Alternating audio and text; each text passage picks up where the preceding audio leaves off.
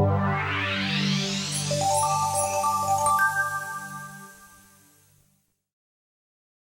the short version is my brother and I wanted to combine art and business somehow. We found T-shirts to be an accessible way to do that.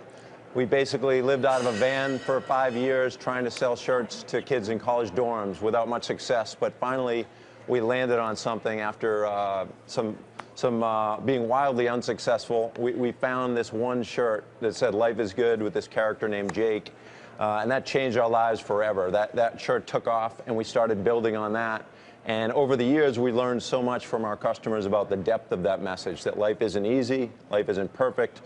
And the people that are most loyal to our brand are the people that have been through the most adversity, and they've helped us grow this brand today. And what was it about that moment? Was it just the T-shirt itself? Was there a marketing opportunity around it?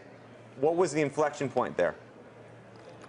It was actually a conversation we had a lot about how people get fed a lot of negative news and it's hard to navigate, and we wondered if we could help create a rallying cry for optimists, and that's where that first Life is Good shirt came from. And people, we've realized since then, whether it's wartime, whether the economy is struggling, people want something positive to rally around, and fortunately our brand has become one of those things.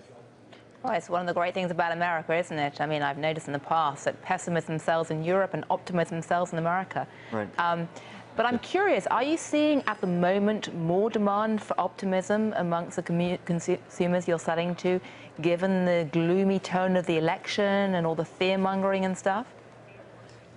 We actually are, absolutely. And we've seen it, like I mentioned, in wartime. And at first, when something terrible happens in this country, let's say 9/11, we didn't know if it was appropriate to send out our product. And then we learned from our customers after doing a fundraiser, they want it more than ever. So to a lesser degree right now, it's a strange year and there's a lot of tension on different levels, and the demand is higher. And I think people are looking for ways to rise above the noise and the mudslinging, and we're trying to provide that. We were actually creating something that started Monday called Positive State, and we're highlighting people that are doing good in every state in the 50 days leading up to the election, and we're giving out grants to people in every state to help them grow the good in their community.